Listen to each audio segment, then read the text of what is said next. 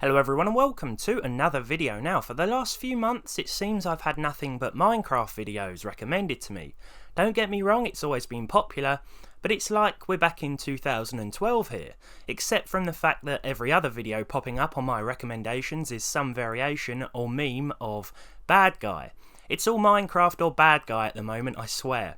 I haven't sat down and played Minecraft properly for ages. I featured it in a couple of videos, but I haven't had a good long Minecraft gaming session in years. It was then I got thinking about what sort of PC the developers recommend for this graphically unassuming game. Well, it turns out the minimum requirements state an i3 or AMD APU with integrated graphics. The recommended requirements are quite a bit heavier. You might think Minecraft can run on a potato, and as far as the graphics card is concerned, that may be true, but the game is pretty processor dependent, with a quad-core i5-4690 or AMD A10 being ideal. So I built this. This gaming PC is based on Minecraft's recommended specs. While it makes little sense to build a system for one game, I was curious to see how this machine handled the ever popular title, and because this is actually a relatively well priced combo in 2019, I wanted to see whether these specs were any good in other modern games as well. So let's talk about what we've got. First up, it's the i5-4690. It has 4 cores, 4 threads and a 3.5 GHz clock speed. It fits in the 1150 socket and works perfectly with this H81M P33 motherboard, my favourite. It costs me £50, which is about €55 or $60. The graphics card suggested by Mojang is actually pretty broad. It just says RX 200 series. That's not RX as in RX, it basically means any R200 series card. The game is way more fussed about what processor you're running with. That being said, I went with this MSI R9 270. It's basically a 7870, but the beauty of it is that it cost me just £35, around €38 or $43. It averages around those prices on eBay as well, and at that price it seems like a fairly good deal. So can this combo run Minecraft? Well, of course it can. Turning things way up in the graphical menu yields a very nice result with the vanilla game. I say that because we'll be moving on to something else in a little bit. 1080p resolution, max render distance and full fancy graphics here meant a fluent gaming experience with this title. We have the game installed on a Kingston SSD as well, such as the game recommends, and things are running very well.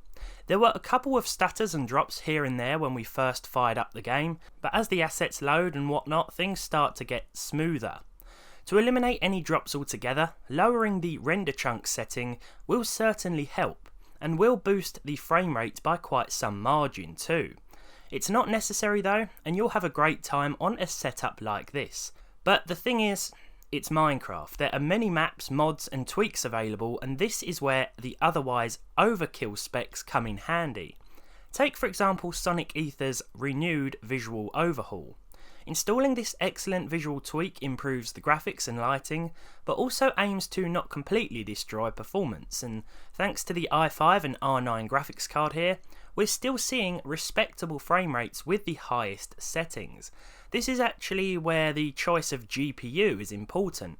See, if we went for a lower end card, we would have still seen nice performance in the vanilla game, but going for something a little more powerful means we can make use of visual overhauls like this. And as you can see by the MSI Afterburner stats in the top left corner, it's the graphics card that's taking the brunt of the workload. To summarise here, if you want to play Minecraft with visual overhaul mods, then you should consider your graphics card choice more carefully. But if it's the vanilla game you prefer, then a powerful CPU is where you should invest more of your budget. I find these two components to be a nice balance between those two things. As I said, building a PC for one game doesn't make too much sense though. So let's see what else this combination can do. I have a feeling it's the GPU that's going to be the weak link in the following scenarios, but let's jump into some AAA titles and see. Before that though, let me quickly touch on the Cinebench R15 result. You'll see here that the 4690 i5 outperforms the 4670K by a little bit, but it does fall slightly short of the Ryzen 3 3200G, which is honestly no surprise when it comes to multi-core performance. If we take a look at the single core result down at the bottom here, you'll see that while the 4690 again outperforms the 4670K, it comes slightly short of the Ryzen 5 3400G, but outperforms the aforementioned 3200G by a few points, as well as a couple of older Ryzens there too. Not bad. I also tested out the old school Heaven benchmark for the R9 270, and while it couldn't quite manage to retain a solid 60 FPS or even 30 FPS at the max settings bar a couple of scenarios here, I think it did quite well considering its age and considering the fact that this was a £150 card when it released. This benchmark wasn't really to prove anything, it was just to check that the card was working as it should before I jumped into any AAA titles. So what I will say for this combination before we really get started is that it's better suited for 1080p 30 FPS if you want to turn the settings up. Now what I've done here is just seen how high I could turn things up while retaining at least 30 frames per second. I think for 60 in a lot of newer games you're going to want the low settings and a lower resolution, but as I say, I stuck with 1920 by 1080p throughout, and first off it's Assassin's Creed Odyssey, probably one of my favourite in this series and one of the most demanding. You can see here that with the low settings at 1080p we averaged around 30 to 35 FPS. In Battlefield 5 there were a few moments in this tank level where the game did hit 60 FPS, but overall the average was lower than that, and you can see that the CPU was quite strained here. This is because it has 4 cores and 4 threads. Now I think 4 core and 4 thread CPUs are still fantastic in 2019 in a lot of situations, but you may find that in more CPU intensive tasks or games that 4 threads will start to struggle a little bit, hence the heavy recommendation of Ryzen CPUs or even the i5 8400 or 9400F at the moment. In Battlefield 5, throughout this tank level, the game performed quite well and the graphics card held its own as well. This is basically a 7870 and will perform very closely to it.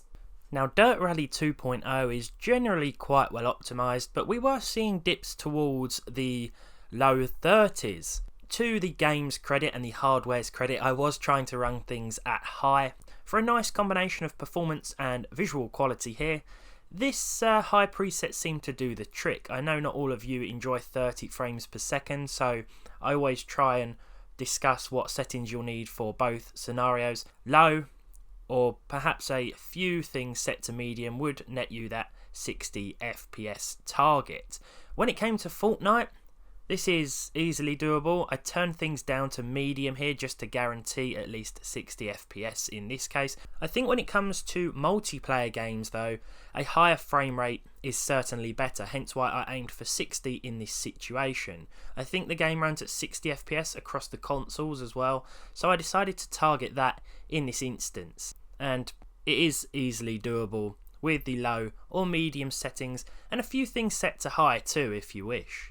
I quickly threw Rage 2 in here. I didn't think it was going to start at first because it has some trouble on certain CPUs, mainly 2 core and 4 threaded ones, but here on the i5 it did eventually fire up, though you can probably tell by the judderiness of it all that Rage 2 isn't playable even at 1080p low. Now what sort of benchmark test would it be without throwing in the classic Crysis? Here we averaged just over 60 FPS, which wasn't a bad result considering we were using the very high preset, but we did have any forms of anti-aliasing turned off. There were a few instances where the game froze very briefly, but I've noticed this happened quite a lot in Crysis. It's just an unoptimised mess when you get down to it, and of course was the most demanding game of all time for a very long while. Now in Grand Theft Auto 5 we remained with the very high settings, though we did have to turn things down to normal under some of the categories, shadows in particular as well as grass, to retain that 60 FPS average. All of the advanced settings were on as well. Fallout 4 sat closer to 30 FPS as well. I ran over this bridge, but before doing so I threw one of these Molotov things at it and it ignited every mine that we had on here, which Wasn't exactly brilliant for the game's frame rate, but I thought I'd do that because it shows you how intensive situations can drop the FPS on screen and make the game a little more laggy. Most of the time though, it ran very well. All in all then, this build is okay when it comes to modern AAA titles. These of course are the recommended Minecraft specs, and not only are they good at running that game, especially with the vanilla settings, but you can also enhance the game with visual mods and overhauls too. And should you want to jump into any other titles, just know that you can, providing you manage your expectations. 1080p 30 FPS is certainly a target with this sort of hardware to keep in mind, and I think it does a pretty good job of retaining that. There aren't many games that would see you drop below this, unless of course we are talking about Metro Exodus, things like that, but for the most part it did okay. And on that note, well, I hope you've enjoyed this video. Let me know what game you'd like to see a recommended requirements build for next in the comments below. Leave a like on it if you enjoyed it. Leave a dislike if you didn't. Subscribe to the channel if you haven't done so already. And hopefully I'll see all of you in the next one.